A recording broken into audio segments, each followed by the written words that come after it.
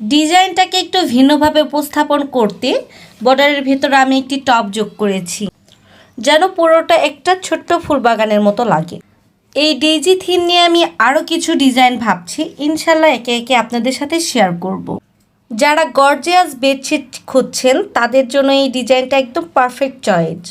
আর যারা কাঁথা নিতে চাচ্ছেন তাদের জন্য একই থিমে কিছু বাড়তি কাজ যোগ করে আলাদা একটা ইউনিক ডিজাইন তৈরি করা হবে।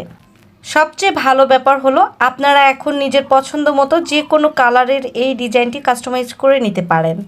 এই ডিজাইনের মূল আকর্ষণ রাখা হয়েছে প্রজাপতিগুলো, তাই এদের চারপাশে একটু ফাঁকা রেখে এমনভাবে ডিজাইন করা হয়েছে যেন প্রতিটা প্রজাপতি আলাদা করে ফুটে ওঠে। বর্তমানে এই টিয়া কালারটা আপনাদের সবার পছন্দ শীর্ষে চলে যাচ্ছে।